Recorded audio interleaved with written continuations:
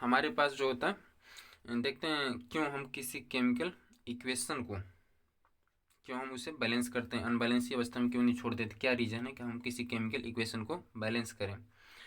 तो for balancing chemical equation we use here law of conservation of mass and which is total mass of reactant equal to total mass of product.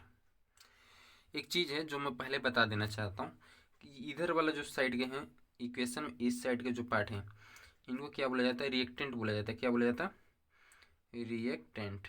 ठीक है, आप इसे ध्यान रखेंगे, reactant बोला जाता है कौन से पार्ट को, इस वाले पार्ट को। ये दोनों क्या बोला जाएगा, रिएक्टेंट हैं।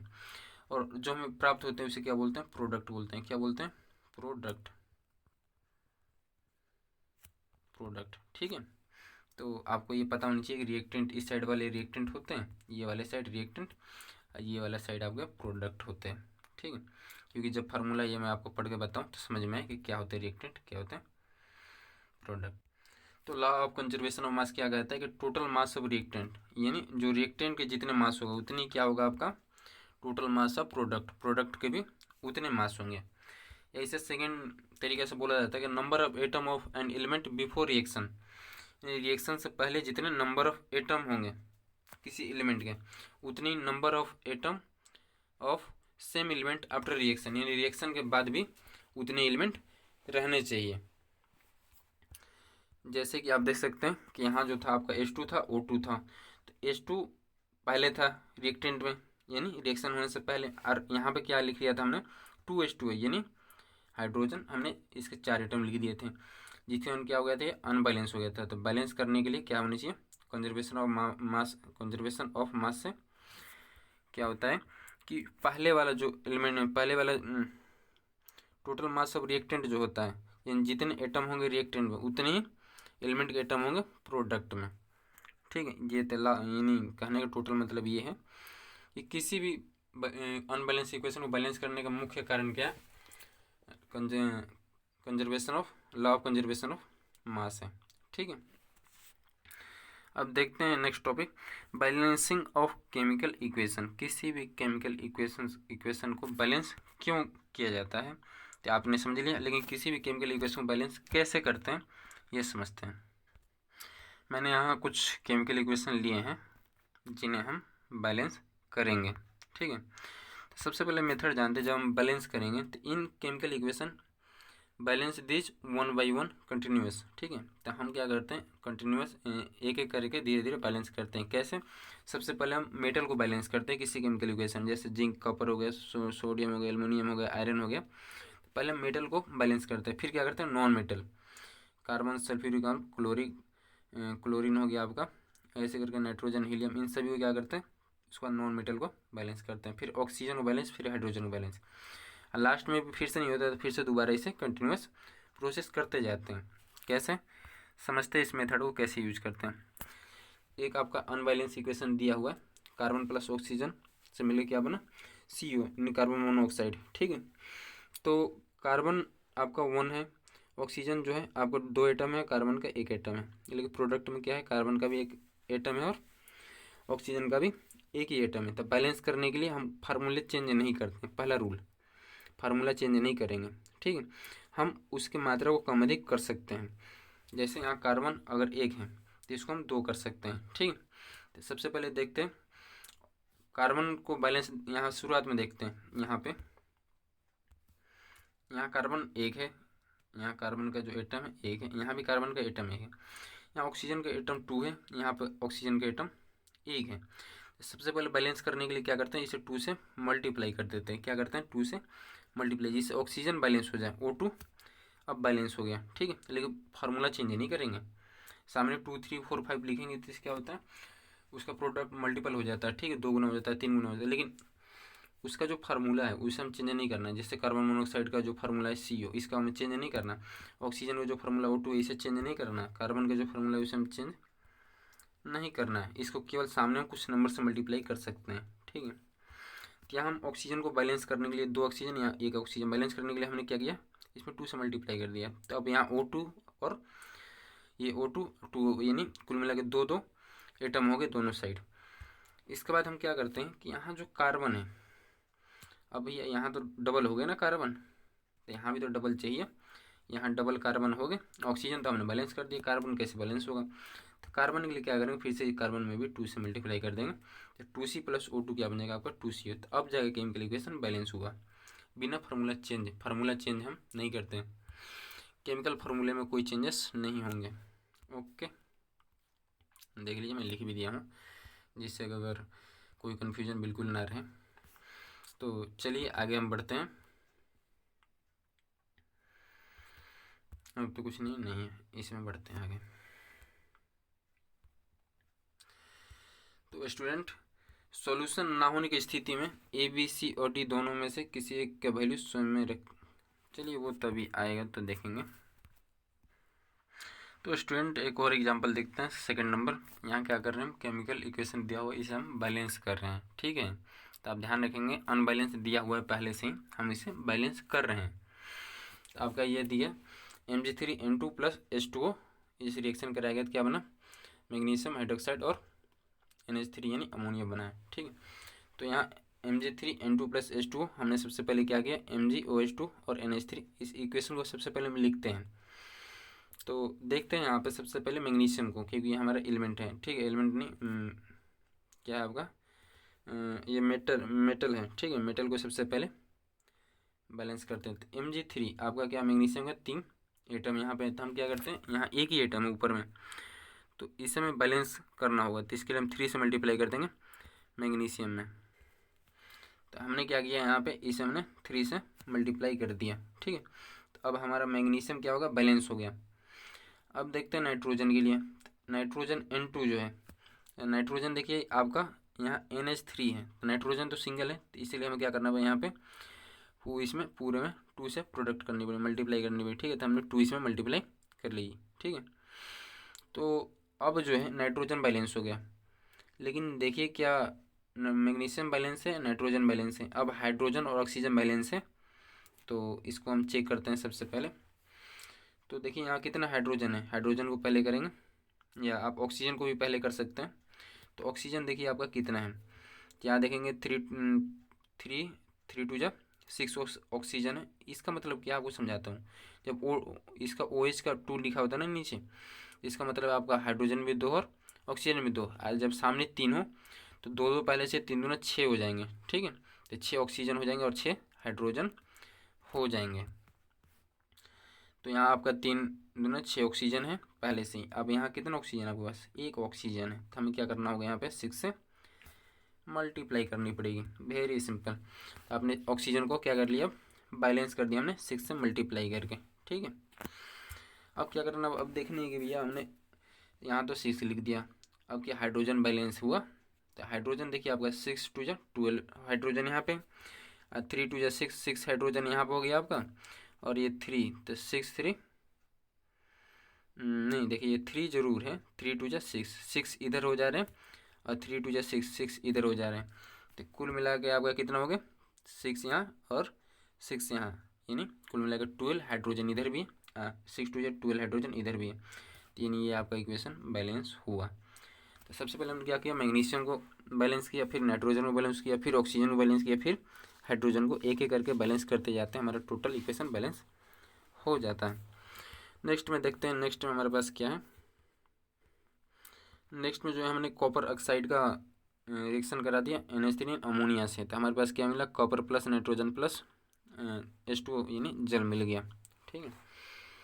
तो कॉपर ऑक्साइड, इसको सबसे पहले हमने इस इक्वेशन को लिख दिया नीचे, गिवन दैट दिया हमारा पास, ठीक है। तो इसमें जो है देखते हैं कॉपर क्या बिल्कुल बराबर है, कॉपर के जो एटम बराबर हैं, कॉपर के एटम यहाँ बराबर हमारे पास निकल गए। अब देखते हैं कॉपर के बाद यहाँ नाइट्रोजन के एटम क्या बराबर है, तो नाइट्रोजन के एटम आपके पास 2 यहाँ भी है और 2 यहाँ भी, नाइट्रोजन के भी एटम बराबर हैं। तो कॉपर हो गया, नाइट्रोजन हो गया। अब ऑक्सीजन देखते हैं, ऑक्सीजन सिंगल है, यहाँ कितना ऑक्सीजन है, यहाँ भी ऑक्सीजन सिंगल है, ठीक है। हाइड्रोजन कितने, यहाँ 6 है, हाइड्रोजन कितने हैं देखिए 2 है, घबरा गया ना यहाँ पे, ये कितने 6 है हाइड्रोजन, अब यहाँ कितने हाइड्रोजन 2 है, तो बैलेंस करना होगा हमें। तो यहाँ 6 है, यहाँ 2 है, तो 3 से मल्टीप्लाई कर देंगे, 3 से मल्टीप्लाई हम कर देंगे। तो 3 से मल्टीप्लाई करने में क्या हो जाएगा, हाइड्रोजन तो बैलेंस हो गया, ठीक है, पर क्या ऑक्सीजन बैलेंस हुआ ऑक्सीजन बैलेंस नहीं हुआ। मान लिया हमने यहाँ 3 से मल्टीप्लाई कर दिया तो ऑक्सीजन तो बैलेंस नहीं हुआ, यहाँ तो पहले ही एक ही था। तब क्या करना पड़ेगा, हमें यहाँ 3 से मल्टीप्लाई करना पड़ेगा इसमें भी। तो एक चीज़ है, अब जब आप इसमें 3 से, मैंने थोड़ा शॉर्टकट में लिख दिया, जब आप यहाँ पे 6 लेते हैं, पहले यहाँ 3 जब लेते हैं आप, तो यहाँ एक चीज़ का आपको करना पड़ता है यहाँ पे कि यहाँ जो है आप 3 करते हैं ऑक्सीजन को बैलेंस करने की, क्योंकि ये 3 हो जाएगा ऑक्सीजन, तो 3 बैलेंस यहाँ करेंगे तो कॉपर भी 3 गुना हो जाता है इसे। इसके लिए फिर कॉपर को दोबारा बैलेंस करने के लिए यहाँ भी 3 से मल्टीप्लाई कर देंगे, ठीक है। तो ऐसे करके आपका ये बैलेंस हो जाता है। एक स्टेप मैंने यहाँ छोड़ दिया है, मुझे स्टेप लिखना चाहिए क्योंकि आपको पूरा फिर समझ नहीं आता। चलिए कोई बात नहीं, आगे बढ़ते हैं। हम ध्यान रखेंगे जब भी हम कोई केमिकल इक्वेशन बैलेंस करते हैं तो हम जो फार्मूला चेंज नहीं करते हैं, हम केवल क्वांटिटी उसकी चेंज करते हैं, कितनी क्वांटिटी में हमें लेने हैं। अब देखिए आपके पास यहाँ हाइड्रोजन ऑक्सीजन इनका रिएक्शन कराया गया, हमारे पास क्या मिला, H2O मिला है, लेकिन ये बैलेंस नहीं है, इसे बैलेंस करते हैं। तो हाइड्रोजन देखिए क्या हाइड्रोजन बैलेंस है, यहाँ हाइड्रोजन जो है हमारे पास हाइड्रोजन H2, यानी 2 एटम है हाइड्रोजन के, यहाँ भी H2 बराबर है। यहाँ ऑक्सीजन 2 गुना है, यहाँ भी ऑक्सीजन सिंगल है, बैलेंस नहीं है ऑक्सीजन। ऑक्सीजन को बैलेंस करने के लिए क्या करेंगे, 2 से मल्टीप्लाई कर देंगे H2O में। जब 2 से मल्टीप्लाई करेंगे H2O में तो क्या हो जाएगा, 2H2O हो जाएगी। तो यहाँ ऑक्सीजन 2 हो जाएगा पर हाइड्रोजन 4 हो जाएगा, हाइड्रोजन 4 हो जाएगा। तो हमें क्या करना पड़ेगा, यहाँ पे हाइड्रोजन भी 4 हो गया। अब यहाँ जो है हमें 4 करने के लिए 2 से मल्टीप्लाई करनी पड़ेगी। जब हम यहाँ 2 से मल्टीप्लाई करते हैं तो ऑक्सीजन हाइड्रोजन दोनों बैलेंस हो जाते हैं, ठीक। उम्मीद करता हूँ आपको ये समझ में आया होगा। नेक्स्ट बढ़ते हैं, नेक्स्ट समझते हैं। नेक्स्ट देखते हैं यहाँ पर हमारे पास example number 4, Al4C3 plus H2O, ये दिया है हमारे पास, क्या बना, CH4 मेथेन प्लस AlOH3 का वोल्टेज, ठीक है, यानी एल्युमिनियम हाइड्रोक्साइड बन गया। तो Al4C3 जो है H2O के साथ मिलकर क्या बना है, CH4 और AlO3 का वोल्टेज, ठीक है। तो यहाँ सबसे पहले एल्युमिनियम को बराबर करते हैं हम। एल्युमिनियम देखिए क्या आपका बराबर है, तो एल्युमिनियम जो है यहाँ पे आपका 4 है, एल्युमिनियम का यहाँ पर 4 है नहीं है। तो सबसे पहले क्या करेंगे, हम 4 से मल्टीप्लाई करेंगे, दोनों तरफ कर दो बउआ 4 से मल्टीप्लाई, यहाँ कर दी हमने 4 से मल्टीप्लाई। आपका फिर बैलेंस हुआ है पूरा, तो एल्युमिनियम तो बैलेंस हो गया। अब क्या बचा, नॉन मेटल कार्बन, करो कार्बन का बैलेंस C3, और यहाँ का कार्बन बैलेंस हुआ है, नहीं हुआ है, तो यहाँ तो C सिंगल है, तो ये इसमें भी 3 से मल्टीप्लाई करना पड़ेगा। अब कार्बन और एल्युमिनियम हो गया बैलेंस। अब क्या बचो, ऑक्सीजन और हाइड्रोजन। तो ऑक्सीजन देखे थे कितनी है इसमें, तो ऑक्सीजन सिंगल है यहाँ को, और यहाँ देखिए ऑक्सीजन जो है 4 गुना है, ना ही बनेगा बात, 4 गुना नहीं 12 गुना है, 4 3 या 12, तो यहाँ 12 ऑक्सीजन, यहाँ कितने ऑक्सीजन है, सिंगल है, तो 12 से हम मल्टीप्लाई करेंगे बराबर करने के लिए। जब हम 12 से यहाँ मल्टीप्लाई किया तो ये 12 ऑक्सीजन, यानी 3 4 या 12, और ये 12 ऑक्सीजन बराबर हो गया, यानी ऑक्सीजन बराबर हो गया। अब देखते हैं हम हाइड्रोजन को, हाइड्रोजन 24 हो गए, यहाँ को 12 से मल्टीप्लाई कर दिए 24 हो गए, घबरा गए भैया। अब देखा थी इधर को क्या हो रही है, तो 4 3 12, 12 हाइड्रोजन यहाँ हो गए, और ये 3 4 12 12 12 24, इधर भी 24, यानी हाइड्रोजन बराबर हो गया। तो अब आप जब देखेंगे तो एल्युमिनियम 4, यहाँ एल्युमिनियम 4, कार्बन 3 तो कार्बन 3, ठीक है। ऑक्सीजन 12, तो ऑक्सीजन यहाँ जो ऑक्सीजन आपका 4 3 या 12, और हाइड्रोजन 24, तो इधर 12, इधर हाइड्रोजन 3 4 जा 12 12 12 24, इधर भी 24, ये कुल मिला के आपका जो है बैलेंस हो गया। फ्रेंड्स ये बहुत सिंपल मेथड था, पर ये हर जगह पूरा अप्लाई नहीं हो पाता है। कुछ ऐसे इक्वेशन होते हैं जिनमें बहुत मुश्किल होती है अप्लाई करना, केवल सिंगल इस मेथड से पूरा नहीं बन पाता है, तो उसके लिए क्या करते हैं हम, डबल अप्लाई करते हैं, उसमें 2 3 मेथड और भी यूज कर लेते हैं। लेकिन यहाँ मैं आपको 2 ही मेथड बता रहा हूँ, इन दोनों मेथड से सारे के सारे इक्वेशन हो जाते हैं। एक मेथड जो ऊपर बताया, एक और मेथड होता है, इसे भी हम जान लेते हैं। तो मेथड सेकंड क्या होता है, जैसे मान लीजिए आपको C4H10 दे दिया, O प्लस O2, इन दोनों रिएक्शन करा के अपना CO2 प्लस H2O, तो इसको बैलेंस करना है किसी और मेथड से। तो हम क्या करते हैं, अब मान लेते हैं कि इसकी क्वांटिटी इधर वाली जो होती है, जो रिएक्टेंट पार्ट है, इस फर्स्ट पार्ट को मान लेते हैं कि A से मल्टीप्लाई करने में हो जाएगा, यानी यहाँ से फर्स्ट पार्ट में A से मल्टीप्लाई B में इसकी जो क्वांटिटी है B गुना लेते हैं, इसको CO2 को जो होता है आपको सी यहाँ पे ले लेंगे, यहाँ पे H2O D ले लेते हैं। ठीक है, लेने को हम EFGH बहुत सारे ले सकते हैं, अपने हिसाब से ले लेते हैं जो पूरे में अट जाए। अब लिखते हैं comparing atom from both side. अब क्या करते हैं, एटम को कंपेयर करते हैं दोनों साइड में। तो देखते हैं स्टूडेंट, यहाँ जो है आप देखिए केवल कार्बन कार्बन को दोनों साइड में कंपेयर करेंगे। कार्बन कंपेयर कीजिए तो 4 एटम है कार्बन के यहाँ पे, तो 4A हो जाएंगे, ये A 4 टाइम आएगा। ठीक है, तो हमने क्या लिया 4A। यहाँ कार्बन है नहीं तो हमें कोई फर्क पड़ता नहीं। अब इधर इधर देखते हैं, दोनों साइड में देखने में, इधर वाला 4A हो गया, इधर वाला क्वांटिटी को केवल इक्वल करते हैं। यहाँ कार्बन, ये C जो है कार्बन कितना है, ये कार्बन C इसका जो है वो है प्रतीक जो होता है कार्बन का प्रतीक C है।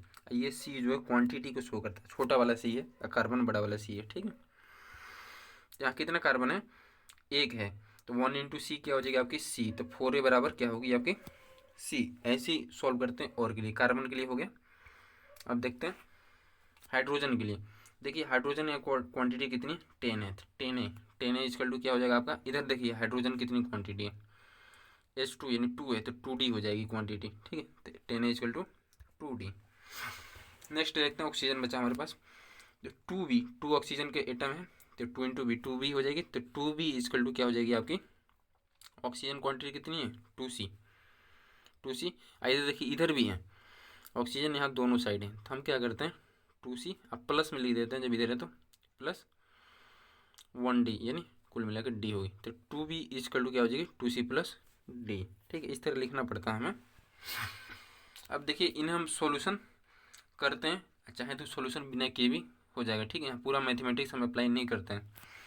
यहाँ क्या करते हैं, हमें कोई एक ऐसी क्वांटिटी ले लेते हैं जिसे ये पूरे सॉल्व करना आसानी पड़े, तो हम यहाँ A इक्वल टू 1 ले सकते हैं। पूरा मैथमेटिक्स नहीं है, ध्यान रखिएगा, हमें सॉल्व नहीं करना है पूरी, हमें कुछ ऐसे वैल्यू लेने हैं जो बिल्कुल इक्वल कर दे, लेकिन किसी एक की वैल्यू ले सकते हैं, ABCD में से किसी एक की। तो हम क्या किए, A को 1 ले लिए, मान लेते जब A को 1 हम मान सकते हैं, यहाँ पे मैथमेटिकली नहीं, पूरी मैथमेटिकली नहीं, फिर भी मैथमेटिक यूज करना है।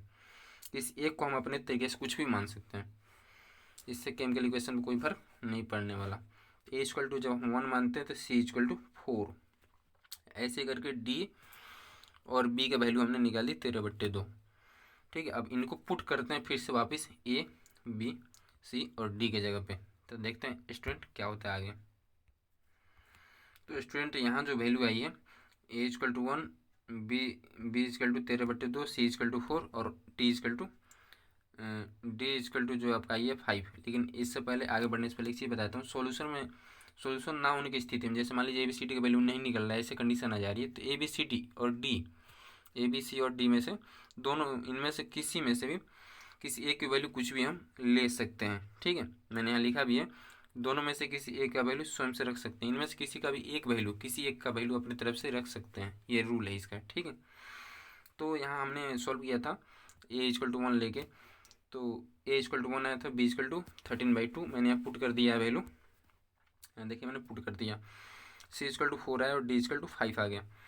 ऐसे कंडीशन में हम क्या करते हैं कि 13/2 है, 13/2 आप देखिए यहाँ पे, तो पूरे इक्वेशन में 2 से मल्टीप्लाई कर देते हैं, जिससे डिवाइड हम कुछ भी बट्टे में नहीं लेते हैं, पूरा जो लेंगे नेचुरल नंबर में लेंगे। तो हमने 2 से मल्टीप्लाई कर दिया भैया, तो यहाँ 2 आ गए, यहाँ 2 कट जाएंगे, 13 बचेंगे, यहाँ 2 से 8 है, यहाँ पे 10। अब पूछेंगे ये वाले वैल्यू कहाँ से आए, तो ये वाली वैल्यू जो है यहाँ 1 है, तो ये वाली वैल्यू हमने पीछे से उठा के रखी, जो मैंने बताया था कैसे आया था। ठीक है, जब ये बट्टे में आया कुछ भी तो मल्टीप्लाई कर दो, उस नंबर से कट जाएगी बट्टे वाली, टोटल इक्वेशन बैलेंस हो जाएगा। ये भी एक मेथड है जो आप अप्लाई कर सकते हैं। एनसीईआरटी बुक में ऐसा नहीं दिया, लेकिन फिर भी आपको कोई रूल लागू नहीं है, आप कोई सा भी रूल लगा सकते हैं, जो मैं पीछे बताया था वो भी, ये भी ABCD लेके भी। चलिए कुछ और देखते हैं। हमारे नेचर में जो है एक ऐसा केमिकल इक्वेशन हुआ जिसके कारण लाइफ प्रोसेसिंग संभव हो पाया, देखते हैं कौन सा। Carbon dioxide CO2 plus H2 मिलाने पे जो है, इन दोनों का रिएक्शन होने पे एक केमिकल इक्वेशन बनी, जो कि क्लोरोफिल, रुक जाइए, यहाँ CO2 और H2 दोनों का केमिकल इक्वेशन कराया जाता है सनलाइट की स्थिति में, और साथ साथ ये क्लोरोफिल की स्थिति में होती है। जैसे पेड़ जो होते हैं उनके अंदर क्या आता है, क्लोरोफिल होता है, उनको जो है CO2 और H2O तो जल्दी मिल जाता है और CO2 वो उनके पास होता है।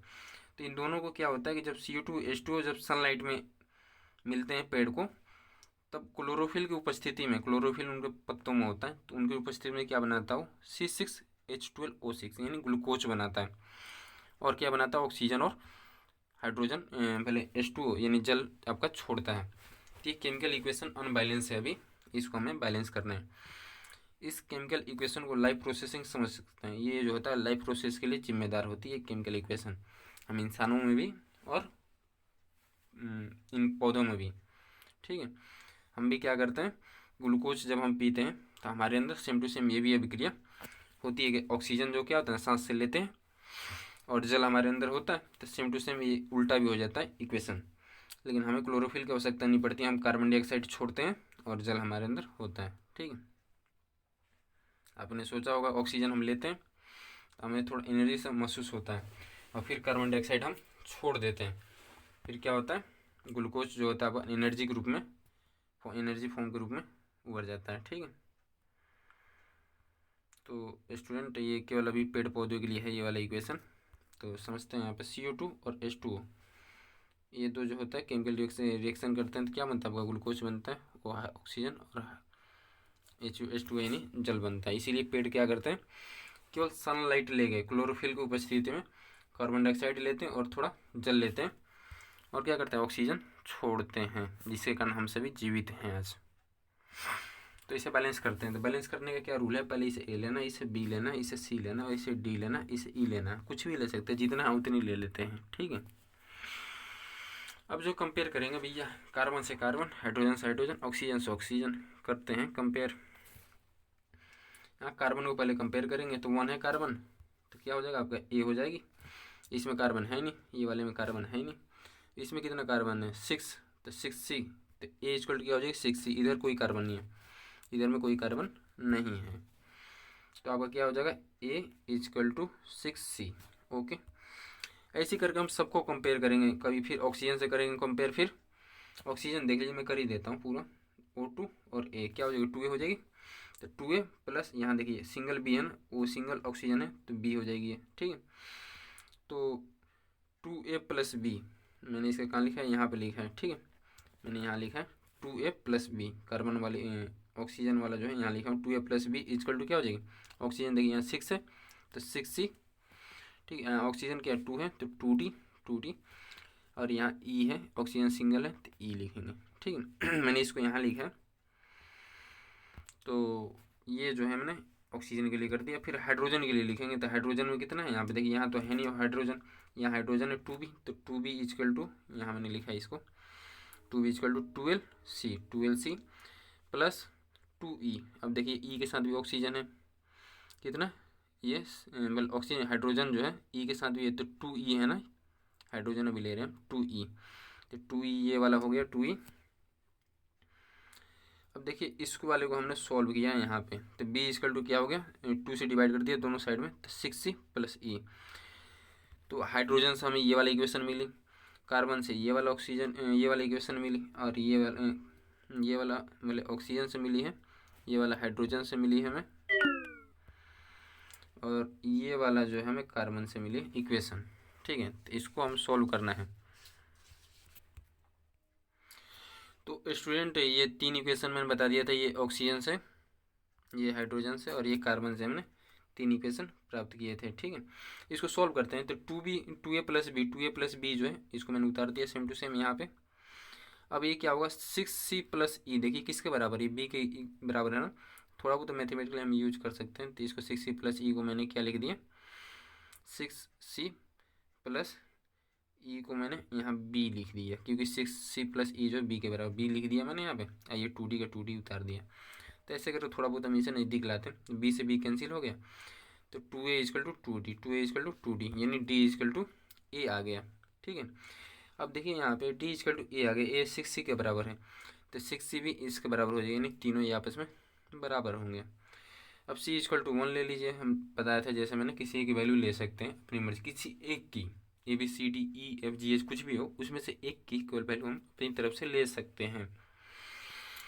तो ऐसा कंडीशन जब C इक्वल टू 1 लिया मैंने, ऐसा वैल्यू लिखते हैं जिसमें फ्रैक्शन ना हो, फ्रैक्शन ना आए, जिसे लेने के बाद और सबकी वैल्यू आ जाता है तो फिर उसे सॉल्व हम कर ही लेते हैं वैसे, लेकिन फिर भी ना आए प्रयास किया जाता है। सी इक्वल टू 1 लेने पे ए या डी की वैल्यू फ्रैक्शन में नहीं आएगी, कितनी आएगी, ए इक्वल टू 6 और डी इक्वल टू 6।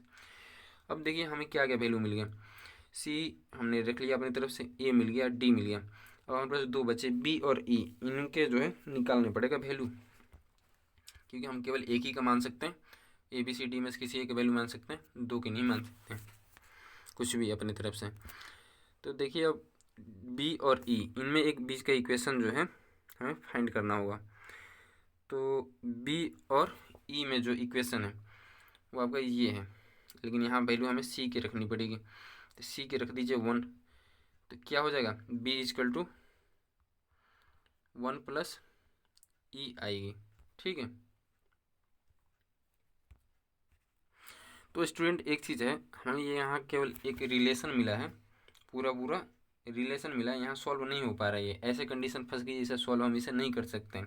तो केवल इसी कंडीशन में जब फंस जाए तो इस कंडीशन में if E equal to 6, if E equal to 0, ऐसे कुछ ना कुछ रख के बहुत सारी वैल्यू हमें निकलती हैं, तो उनमें से आप कोई सा भी एक रख सकते हैं। तो देखिए यहाँ पर जब ई इक्वल टू 6 होता है तो बी इक्वल टू 12 हो जाता है, तो सभी में हम वैल्यू रखेंगे, ठीक है। वैल्यू रख दिए, कौन सा, ई इक्वल टू 6 वाला, अपनी मर्ज़ी से ले रहे हैं, अब हम 2 ले रहे हैं, तब हमारे पास कोई चारा नहीं बचता, तभी लेते हैं, वैसे प्रयास करते हैं अपनी तरफ से पूरा हो जाए, ठीक है। रूल तो यही है कि एक ही लेना होता है और सब सॉल्व हो जाए, लेकिन नहीं होता है तो लास्ट में कोई एक कंडीशन मिलता है, कंडीशन के अनुसार कुछ भी ले सकते हैं, सब सही होगा। अगर E equal to 6 B equal to 12 लें तो भी सही होगा, क्योंकि 6 लें, ई इक्वल टू 6 लेने बी इक्वल टू 12 आ जा रहा है अपने आप, इस रिलेशन से आ जा रहा है। ई इक्वल टू 0 लेंगे तो बी इक्वल टू 6 लेने अपने आप आ जा रहा है, ठीक है। ई इक्वल टू 0 रखिए, बी इक्वल टू 6 आ जा रहा है। तो ऐसे बहुत सारे वैल्यू आ सकते हैं, उनमें से कोई एक सा उठा के आप रख दीजिए, इसमें पूरा पूरा सही होगा। अभी हमने क्या रखा है यहाँ पे, B equal to E equal to 6 लिया जब हमने, ई इक्वल टू यहाँ पर हमने 6 रख दिया और बी इक्वल टू 12 रख दिया, और जो वैल्यू हमें ए बी सी की प्राप्त हुई थी ये वाली, इसको भी हमने पुट कर दिया, C A equal to 6, A equal to 6, B equal D equal to 6, D equal to 6, C equal to 1, C equal to आपका यहाँ 1 दिया है, तो सी इक्वल टू ये वाला हमने यहाँ 1 रख दिया, ठीक है।